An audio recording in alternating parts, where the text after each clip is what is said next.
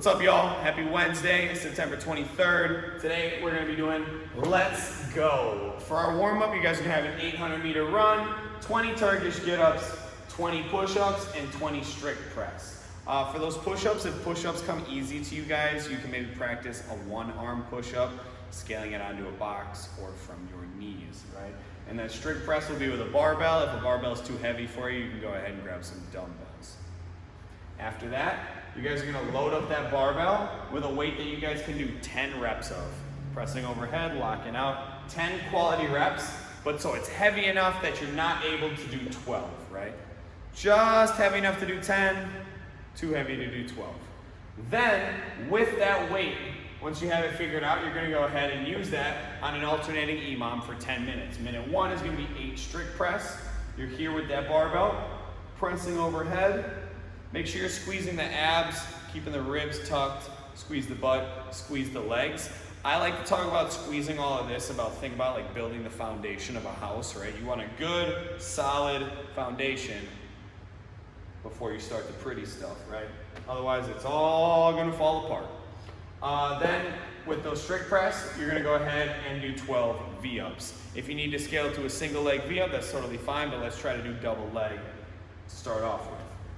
After your EMOM, you're gonna rest as needed, and you have 3 rounds of 21 Russian kettlebell swings. You're gonna be hinging over, popping that bell up to eye level. Make sure, again, you're squeezing everything, staying nice and flat, back's nice and straight, you're not rounding over. That's not good, right? Keep those shoulder blades back, folding at the hinging at the hips. Think about a book, right?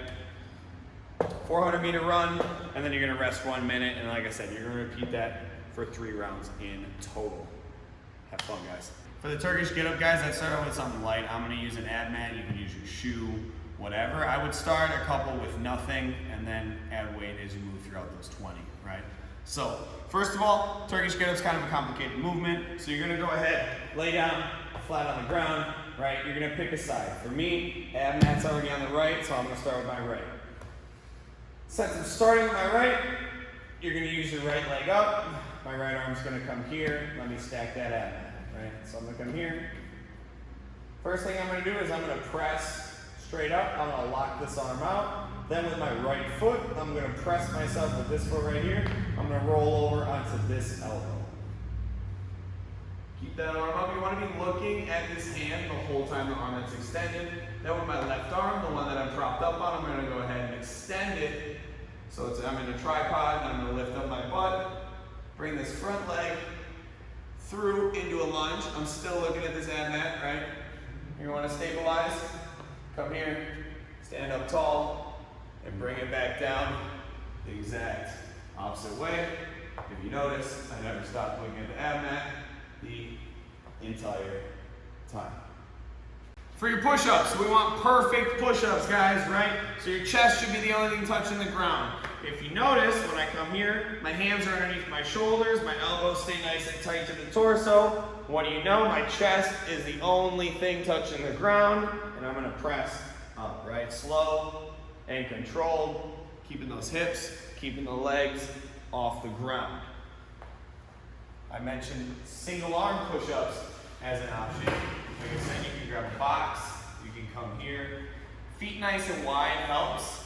Hand behind the back, and you can lower yourself to that box and push up, right? Go to the other side, lower yourself to that box and push up. Again, squeezing the core, staying tight. For your strict press, guys, make sure you got your elbows up in front of your wrists, right? I'm in a good position. I can make it better by getting those elbows up a little bit more. One thing you want to make sure you're not doing is that your elbows are behind the wrist, right? So my elbows in front of the wrist. Good. Making sure, like I said before, you don't want your knees bent. You don't want to be loose. Squeeze the legs, squeeze the butt, squeeze the abs, and press overhead. V-ups. Let's try to start with double leg, double arm. If you need to scale the opposite single arm, that's okay.